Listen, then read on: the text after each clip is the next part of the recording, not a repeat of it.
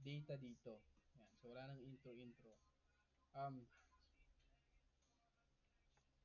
ito na yung data na ilagay natin. Yan.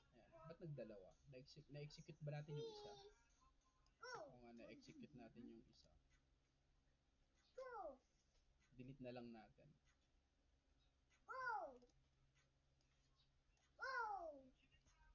Delete. From,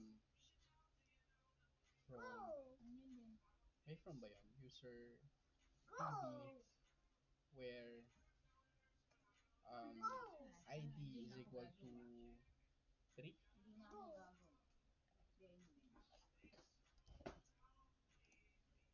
So, dinilit ko muna yung data. Nag-execute yata yung pangalawa kong query. So, dalawa lang muna. Okay.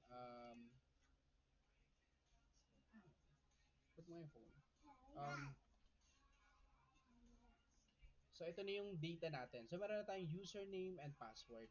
Now, try natin siyang integrate sa data, sa Flask po natin. Ang pinaka-goal natin is to fetch yung data and to display. Itatest muna. Okay? Unang gagawin natin is gumawa ng pinaka-config. By the way, before we start, I have here yung pinaka-project natin. Okay? So, sa project natin, ang pangalan niya is, yung pinaka-project folder niya is database. Then, sa loob niya, meron tayong undocs na folder and the app.py. So, in-implement ko na dito si blueprint and session. Hindi ako nagkakamali. Then sa undocs na part, we have here admin and authentication and user. So yeah. Both of them or all of them has their own or have their own templates. Admin.py, Python file and templates. Ayan. So wala pang static. Ito lang yung may static kay user. Um, punta tayo dun sa login. Ito yung simple login niya. Wala pa pala tong session. No. Anyways, focus tayo sa database. So meron na tayong config. Delete natin to baka nandito lalo. Delete natin siya. At yung initialization.py natin. At yung config natin. So we have here host, local host. So kung wala ka namang ginalaw sa SAMP mo na configuration, hindi mo na kailangan pang alalahanin na baguhin pa yan. So yung user natin is ang default niya root, yung password empty, wala yan. So yan, leave it empty. Kung hindi mo siya kung hindi ka again naglagay ng password. Then ang babaguhin natin yung database name. So since ang gusto kong kuhanan niya ng data is yung database name na 2CDB, papaltan ko siya ng ganon. Okay? So 2C underscore DB. So lahat po ng data is dun kukuhanan kay database na to. So tatawagin na lang natin yung kanyang table kung ano yung specific table na i-access po natin. After that, I think authentication, parang dahil pang kulang nito. I-register ko muna si authentication. Ayan.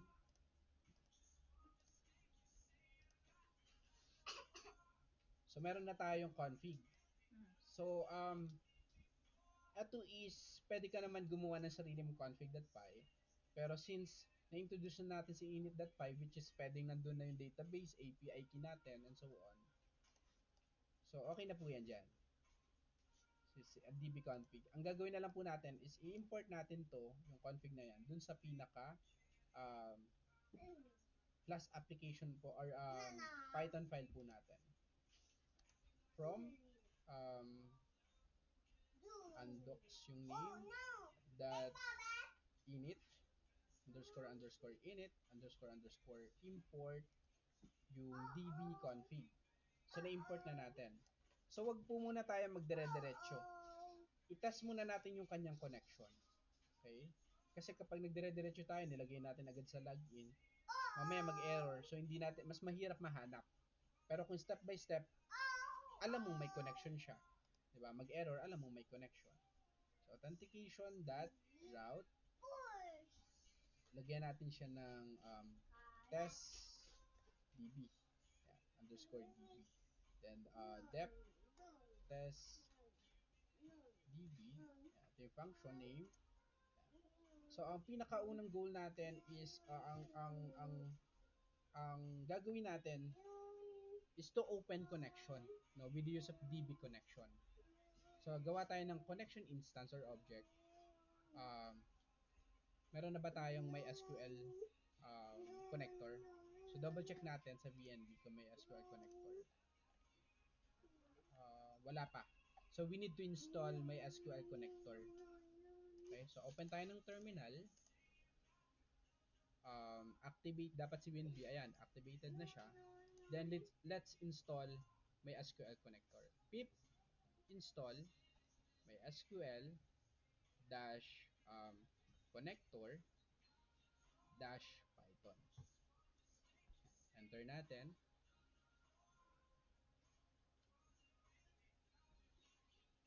Yeah. Tapos double check natin sa library kung nandun na siya. Refresh natin to. Refresh. BNB. Sa may SQL connector. It's supposed to be here. BNB, side packages, libraries, and script. Meron na ba?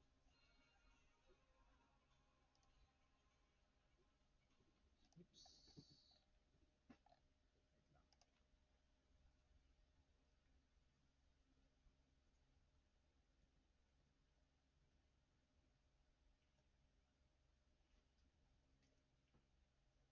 Hmm.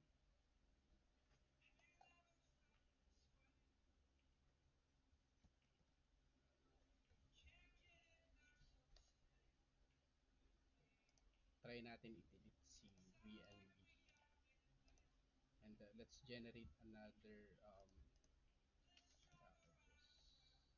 packages. Okay. So may tanong din ano, pwede po bang i-delete si VNB and mag-generate ng panibago? Yes po, pwede po 'yan. Ang mahalaga naman yung pinaka Python package or file package niyo po is kumpleto. Okay? So si VNB naman is virtual environment lang siya na nagpo-provide sa atin ng yun nga po, self-contained na ginagalawan ng pinaka-project. Ulit tayo. Um, let's open a new terminal here. So dinilit ko lang yung mga PyCache. Tanggal natin terminal. Then Python -m vnb vnb.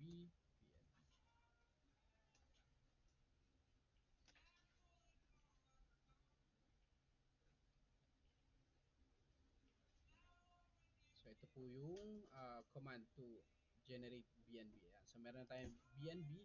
Now let's install Flask. Pip install Flask.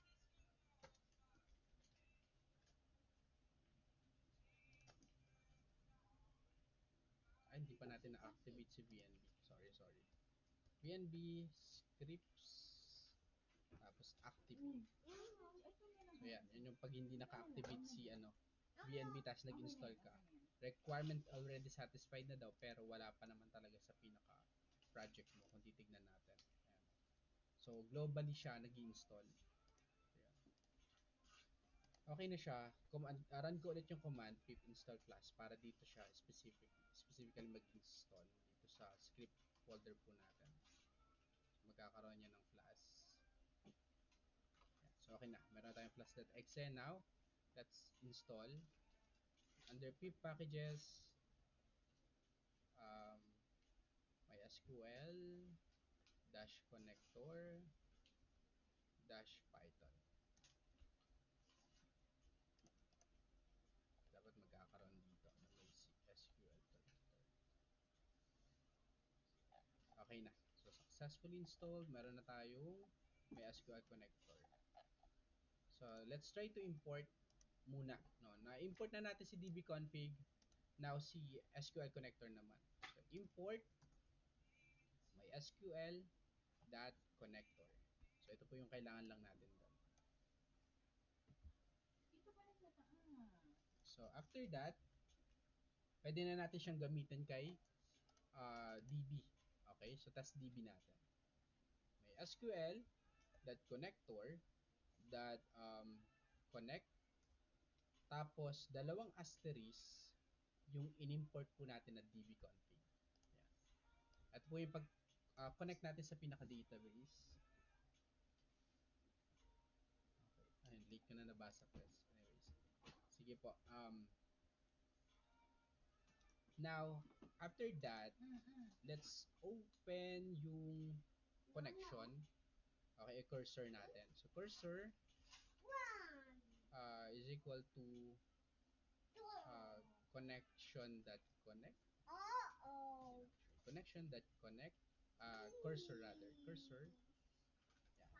So, we have connection na database and yung pagka-cursor. So, siya yung nagmamanage ng query natin. Yung si cursor. So, kailangan naka-open. Ito yung nag-open ng connection ng database natin. May connect natin siya sa MySQL. And si cursor yung para makapag-execute tayo ng query natin. Okay, then after that, um, let's execute yung query natin.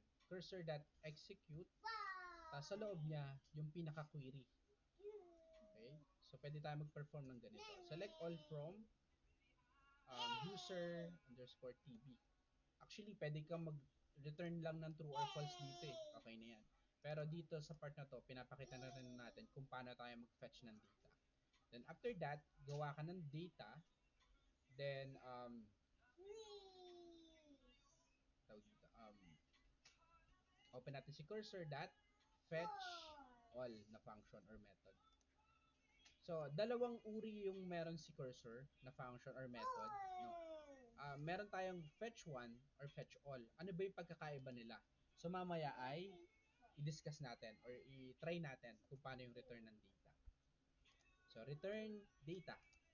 So, kapag tinawag natin si testdb, dapat magre-return na siya ng data. But before that, let's try to execute this one kung tama ba yung query niya. Select all from user tb dito sa sample natin. So, yun lang din na naman yun. Semicolon. So, pag okay dito, ibig sabihin okay yung query mo, wala kang problemahin pagdating sa query. Now, dito naman, sa connection ka magkaka-problem. Save lang natin. Don't forget to save. And i-check kung nagra-run si SAMP server sa control panel niya. So, dapat nagra-run to ng maayos. Kasi kapag hindi, mag-e-error po talaga yan. So, let's try to run this one para i-check yung kanyang connection. Again, wag dire-diretso. Lagi nating i-check kung open yung connection or mag-test ka muna ng database connection. So, tawagin natin si authentication. Wala naman siyang URL prefix, I think. Check nga natin. Wala naman siyang URL prefix.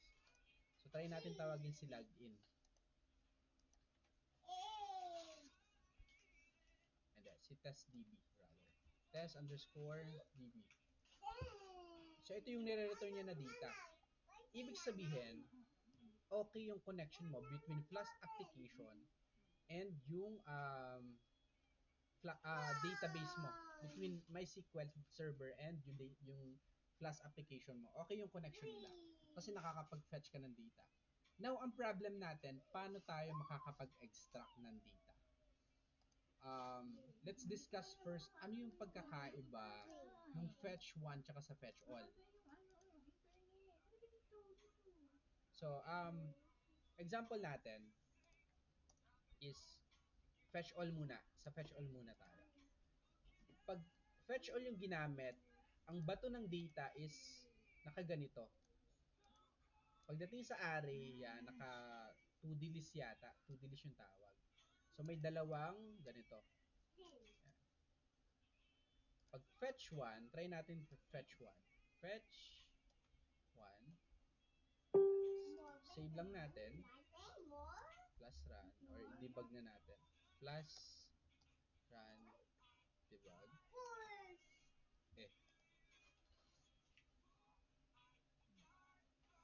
Debug. Yan.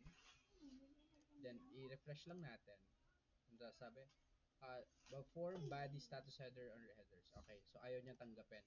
Try natin siyang ipasok sa string. Sa formatting. Ayan. So, ito yung formatting natin. Okay? So, para ano? The data from database. Tapos, ganyan tayo. Gawin natin siyang variable. Save lang natin. refresh. Ayan. So the data from database, fetch 1. So isa lang yung kinuha niya. Okay?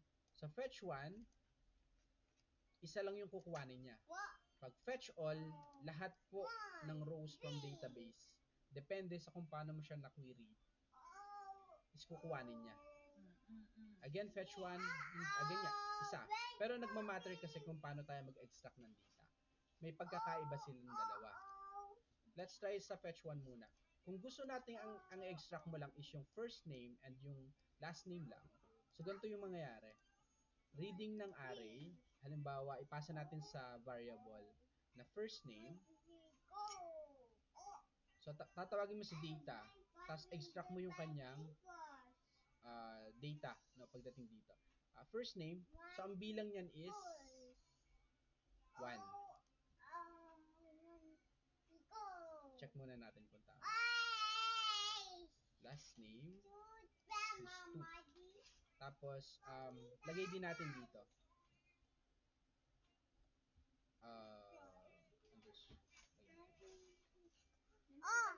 First name is equal to first name, tapos ganun din si last name.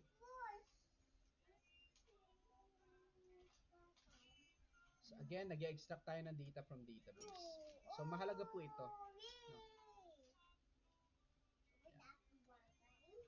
So ito, yung data from the database, pinasa natin sa variable, then pinasa natin dito sa formatting natin. Yung may F, printing formatting.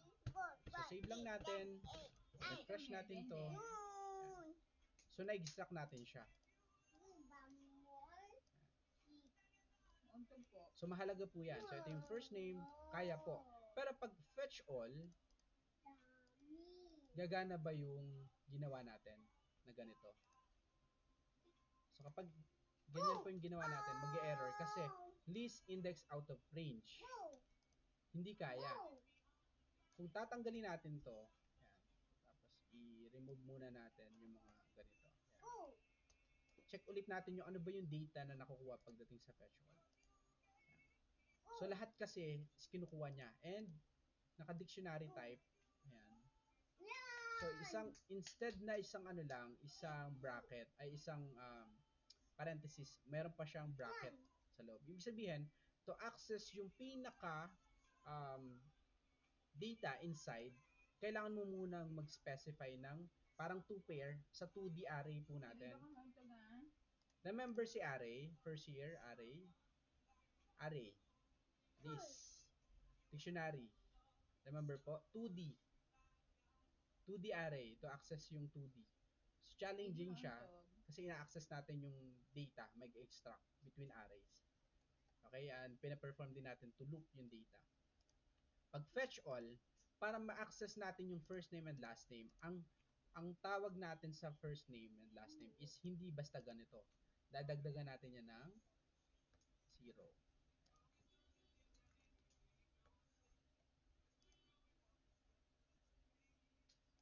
Save, refresh, ayan. So, na-access na natin. Kailangan mo ng 0 sa unahan. Ayan. First name and last name. Kasi naka 2D array po yung data na binabato sa atin. And lahat po yan ay kinukuha na niya ng data. The problem is, isa lang naman yung kailangan mo.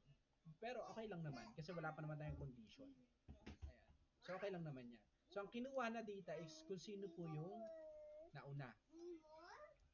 So ito yung nauna, si Juan, si Jason Apenya. Yun po yung kinuha po niya na data. Now, paano ko makukuha naman to, sir? Paano ko makukuha yung pangalawa, yung kay Juan de la Cruz? E di maglagay ka ng where clause, condition. Familiar kay where clause? Where? Where? Familiar po? Okay, so mayroong isa. Yung iba po kaya. So condition lang siya. Okay? So itas muna natin yung where clause dito sa part na to. So meron tayong iba't ibang data. Ayan. So ito yung data natin, JSON 1, yan, de la Cruz, JSON, and so on. So ang gusto lang natin makuha, since ito yung nauunang nakukuha, lagyan natin na siya ng condition. Ito yung kukuha na natin with the use of ID or table ID niya. Lagyan lang natin siya ng where clause. Where ID is equal to 2. Ito yung 2, 1, De La Cruz, 1. Nakuha niya ito specifically. Then kung gusto mo yung row lang na yun yung makuha, edi wag all yung gamitin mo. Magtawag ka dito ng specific column. So first name, tanggalin mo yung all, lagyan mo first name and last name from user TB where ID is equal to number 2. So nakuha niya yung first name and last name. So since na-try ko na dito, subukan natin yan dito sa pinaka query po natin. Again, this is a unparameterized query. Pwede tayong gumawa ng parameterized query. Query to um, fetch user. Ayan. Ito yung query natin. Tapos ilagay natin ito doon. Okay? So instead na to yan, para maging dynamic, lalagyan ko siya ng um, percentage D para sa number. Ayan. O kung gagana. After that, gawa tayo ng dito, ID, for example. Lagyan siya ng value na 2. Tapos, tsaka lang natin tawagin dito yung query. Fetch user, comma, parenthesis, si ID. Actually, ito is reserved keyword. Baka mabasa na reserved keyword. So, lagyan natin siya ng table ID or user ID. Table ID na lang. Yan. O user ID pwede rin if you want. Then, lagyan natin siya ng isa pang, yan. So, try natin i-refresh dito sa part na to. Nakalagay, not all parameters were used in the statement. First name, not used in the statement. Sorry, Nana. Or try natin gawing string. Go. Where did it go? Where did it go?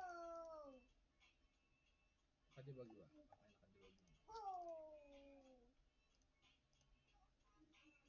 Ang sabi ng error, may SQL connector that error programming could not process parameters into kasi integer. It must be type list.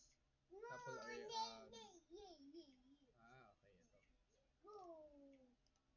Okay. So sa pag-fetch natin ito, kasi yung 0 and 1, since kinoncat na natin or specific na yung column, so dapat 0 na to.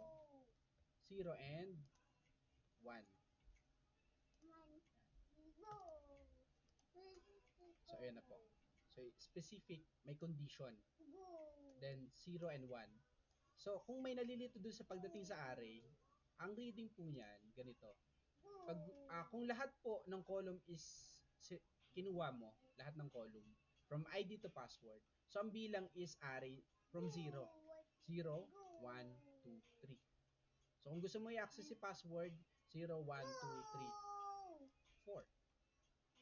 Diba? So, yun lang po yun. Naka-array type. Array. Pero ang kinuha mo lang is first name and last name. So, automatically, 0 and 1 lang to. Kasi yun lang yung number of columns mo. Then, hindi mo sinama si ID. So, that's why nag-error tayo doon sa part na yon. Okay? 0 and 1. So, kung titingnan natin yung fetching ng data, i-copy ulit natin ito. I-query ulit natin siya dito. Yan. Lagyan natin siya ng 2. Yan. So, ito kasi yung lumalabas na data dun sa class natin. Then, ang calling natin kanina is 0, 2 ba yun? Or 1? Parang ganun. Dalawa lang naman. So, automatically, 0 and 1. 0 and 1. So, that's why pinalitan natin siya ng 0 and 1. Yan po yung fetch all. Okay? Sa fetch all po yan. So, ang pagkakaiba nila sa fetch all, lahat ng rows kukuhanin sa fetch all. Fetch 1, isa lang kung sino yung pinakauna. Okay? So, yun po yun. Pag-extract ng data. So, successful na. Now, let's try to integrate ito sa login natin. So, mas magiging dynamic.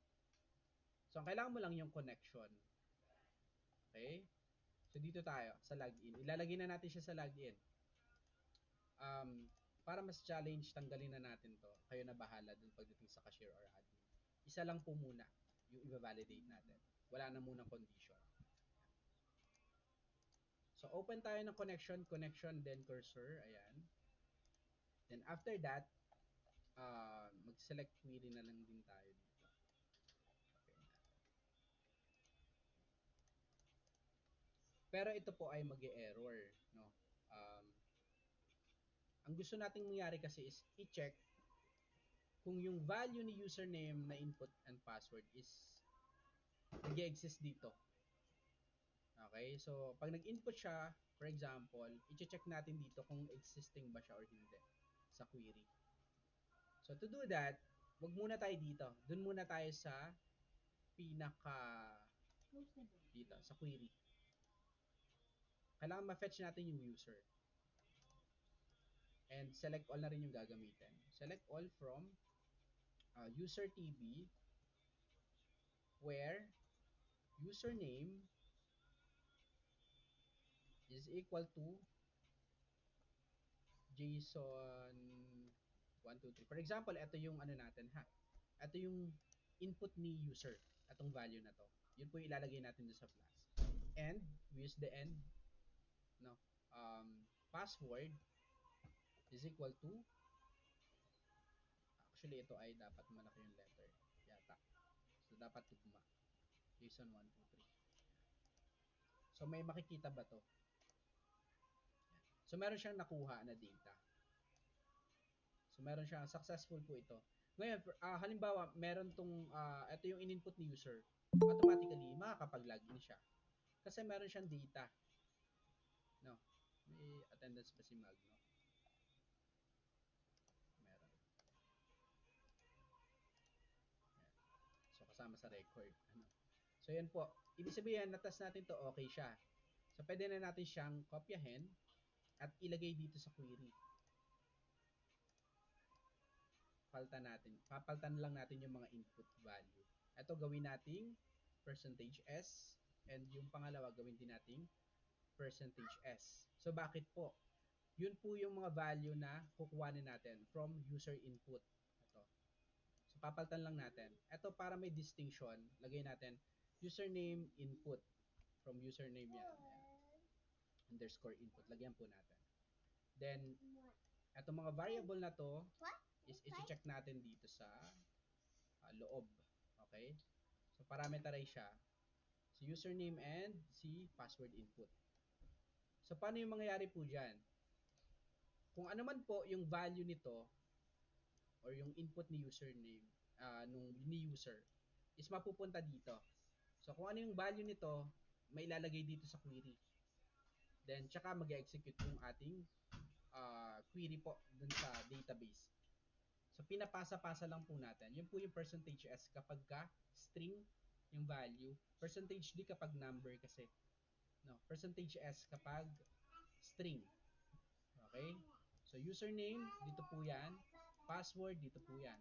Bawal po dapat magkabaliktad. Kasi pag nauna yung password mo, yung password mo ba na nandito, is dito po may ilalagay. So, mali na agad yung query. So, dapat kung ano yung structure ng pagkakasunod-sunod or sequence nitong percentage S mo, yun din dapat yung pagtatawag mo dito sa part na to nasa loob ng parenthesis.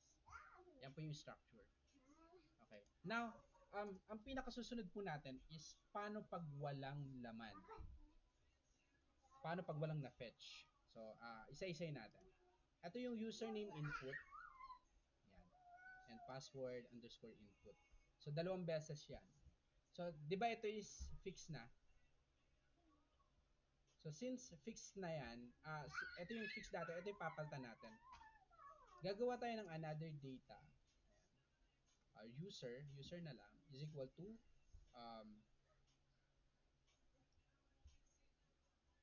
cursor dot fetch all ba? O fetch 1. Fetch 1. Okay, so fetch 1 lang muna ang gagamitin natin. Then, Gawa tayo for username na nanggagaling sa DB or database natin. Lagyan natin siya ng user. Paano nga tayo mag-access? Si username po ang kukuhanin natin. Anong number ang ilalagay natin doon kung si username ang kukuhanin natin? Anyone? Anong number po ang ilalagay natin dito as array para makuha natin yung username?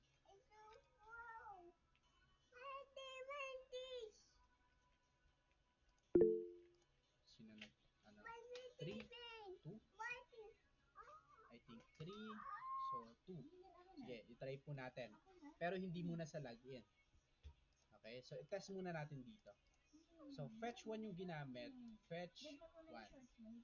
So, yan po muna. Tapos, hindi specific sa all yung gagamitan para lahat ng column.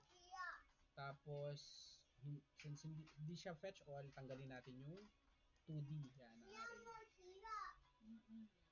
Then, kuhanin natin yung username. So, para ma-fetch yung username, ayan, so username and password from DB. Ayan.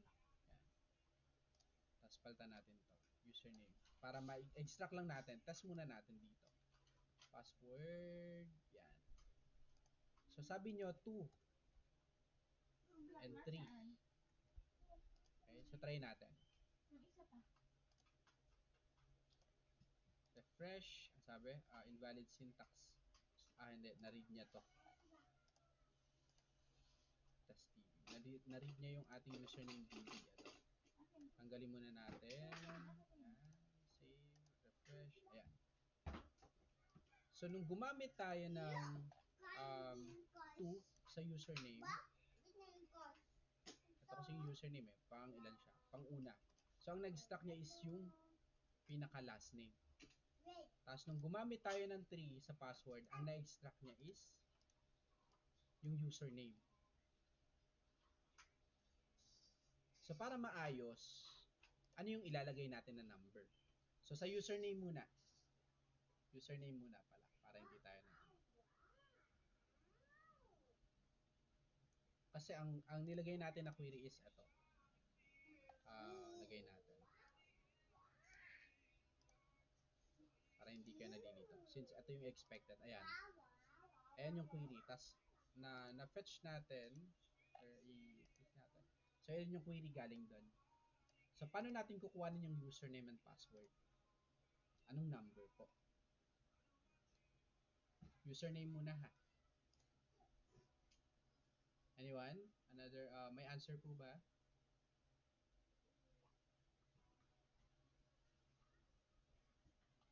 3.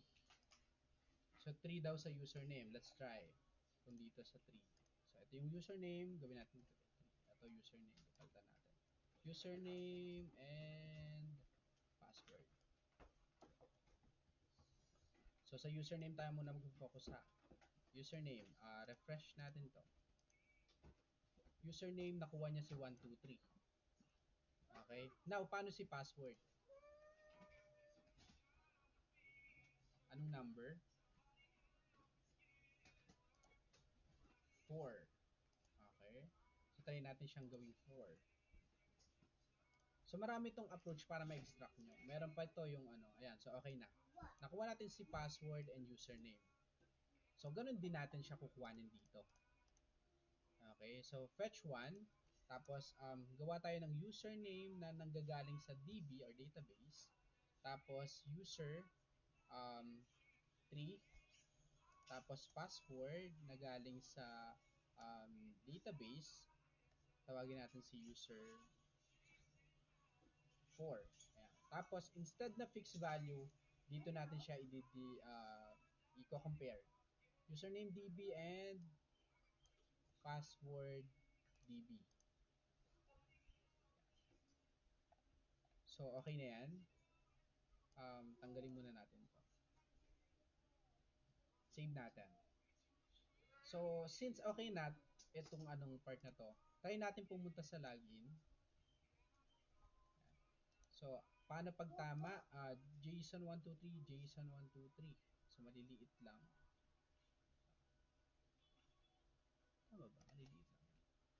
Jason 123, Jason 123. Welcome to user dashboard. Tama yung in-input natin, ibig sabihin. So para maging mas dynamic, i-fetch din natin yung first name. So paano tayo mag-fetch ng first name? 0, 1. So 1. So gawa tayo ng isang data for ano. So sa loob na, lagay natin dito sa loob. So first name, pwede natin siyang i-session. First name is equal to user tapos 1. Tapos i-session natin siya. Pero since sa session kailangan niya ng yung app or yung secret key, maglagay tayo dito. Kasi hindi siya magiging successful kapag wala tayong secret key. Okay na yan. Then, import natin sa session dito sa part na to. Sa taas. Sa header. Session. Ayan. Tapos, gawa tayo ng session for user na ipapasa natin kay user.display. Okay? User or paano nga tayo magana? Session that first name is equal to first name. So, kung ano yung value nito? Actually, pwede naman yan directly dito mo na lagay. Um, Pwede naman po ito. Pero para mas maayos, mas mabilis mag-gets, ganyan na lang po yung structure niya. Yan. Okay na po. Now, after that, may session na tayo ng first name. Punta tayo kay user.displayUser para naman saluhin yung data na yun. User.displayUser. Ito yun. So, open tayo ng session. First name is equal to session. Import din natin dito. Session. Get. Tapos, ano yung pangalan? Pangalan nung session na ginawa mo. Yan. So, meron na tayong session. Ipasa natin sa dashboard. First name is equal to first name. Punta tayo sa template. Saluhin natin dito. No, instead na welcome to user dashboard, welcome yung first name niya. Para dynamic. Depende sa kung sino yung nag-login. Okay? So, save natin lahat. Then, debug na pala yun. Hindi ko na kailangan na-restart. Log out tayo. Yan, kunwari lang. So, Jason123, Jason123. Submit. Welcome, Jason. Wala pa tayong log out, no? And wala pa tayong session na maayos. Lagyan natin siya ng session na okay dito. Pwede tayong maggawa ng form.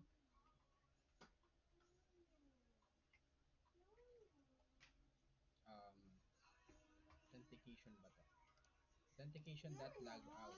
Lalagay natin. Hindi, wala pang URL 4. URL underscore 4. Tapos, authentication.logout. Though hindi pa siya existing na. Gawa tayong button. Lagay natin yung kanyang type na submit. So, kapag click natin yung logout button, automatically makiklear yung session. Okay? So, ito na yung logout natin. So, sa login, dito sa gawa tayo ng logout na function natin. Okay. Logging out. Logging out. Tuldok. Tapos, lagay tayo ng methods. Lagay tayo ng pause. So, pause lang naman yan. Hindi siya magre-render. Then, after that, pangalanan natin siya ng log out. After na log out, session.clear. Kasi buburahin niya lahat ng session. Then, return, redirect, URL for C. Ang tatawagin natin is si login. Ito. So, login, authentication.login. Ito yung mangyayari. Then dito, wala pa tayong session. No? Ipina-prevent natin si user to access. Pwede tayong gumawa nung katulad na example natin last time. Dep is login. Yan. Na function kung saan magre-return lang yan ng true or false. Session.get, tapos sa loob niya is log underscore in or else false. So yun lang po yan. Pinaka simple function lang natin. Then dito dapat upon creation ng session ng first name, gawa din tayo ng sessional log underscore in is equal to true. So, magto-true na po yan. Then tawagin natin dito if is logged in. Ito po yung dinis inano natin nung last um, meeting. Ano? Return, redirect, dun sa pinaka URL po. Dun sa pinaka user po natin, which is this one. So, pwede natin siyang i-return. Yun din naman. Then, import natin siya sa user from undocs that authentication that login. Import natin yung ginawa natin na function na is login. Then, dito rin sa part na to, sa pagdi-display ng user, tanggalin natin yan para hindi tayo nalilito. May nagpapa-admit. JM Maynard. Sino to? Prelim na hindi ko na no. Ramirez. Attendance. Pati DDs. Is if is logged in, return, redirect, papunta naman dun sa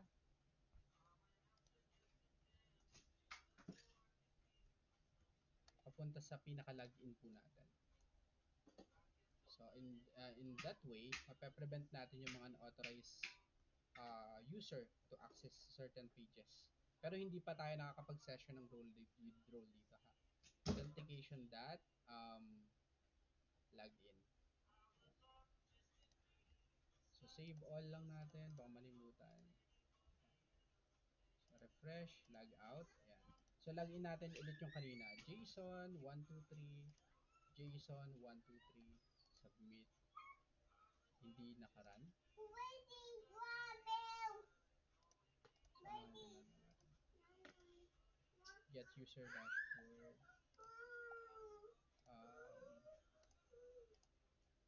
Para ba tayong specific? User dashboard. Nag 302.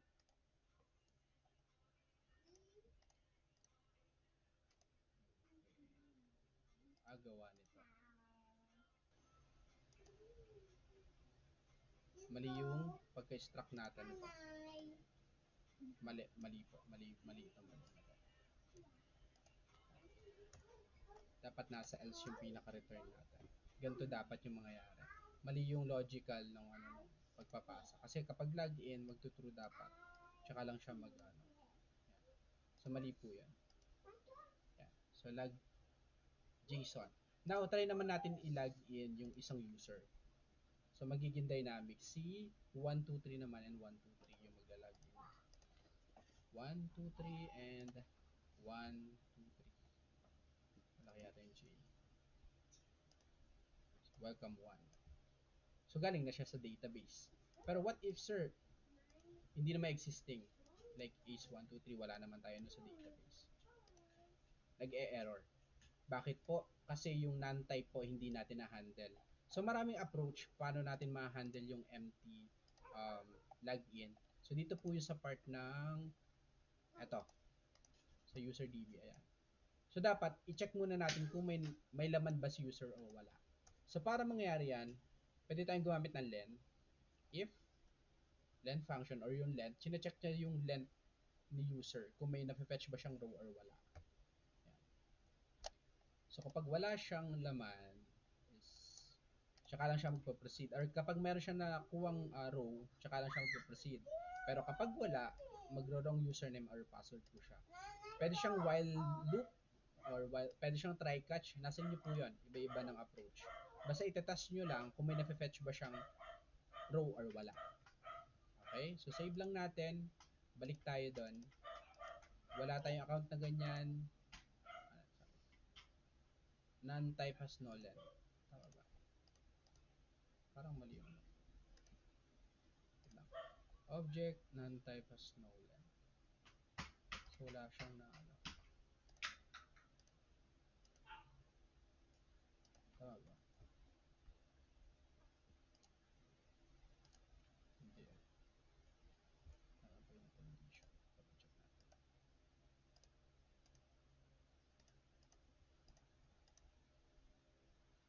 Object non-type. Si user fetch 1. Ah, okay, okay, okay. Um, yung pag-fetch kay user,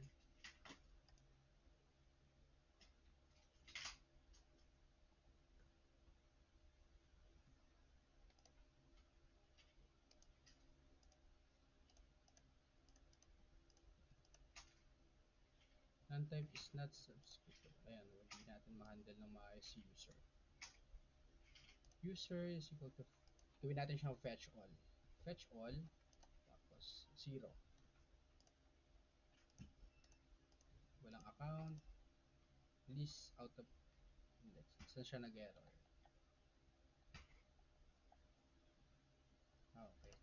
So, wag natin ito ilagay dito. Gawin natin siyang 2D array. Lahat ng fetching natin para mas yan. Ganun din dito.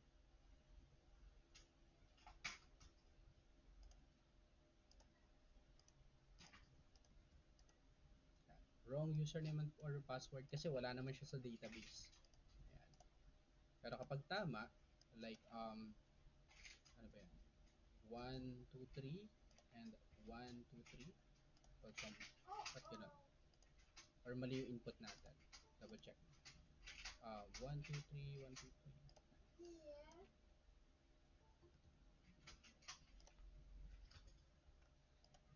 Oh, ayaw mo pumasok. Jason 1, 2, 3, Jason 1, 2, 3. Jason 1, 2, 3. Jason 1, 2, 3. Wait lang ha. So ayaw niyang mag-proceed dito sa lend user natin. Mali yung condition. Wait lang, wait. Mali yung condition. 1, 1, 2, 3. 1, 2, 3. Welcome 1. So mali yung condition natin. Pag walang account, wrong username and password. Pero kapag yung isang account naman, like Jason 1, 2, 3, then Jason 1, 2, 3. Malaki ba yung J? So ayaw niya mag-proceed. So yun po. So yun po yung example natin. Ano? Time na. Let's continue this discussion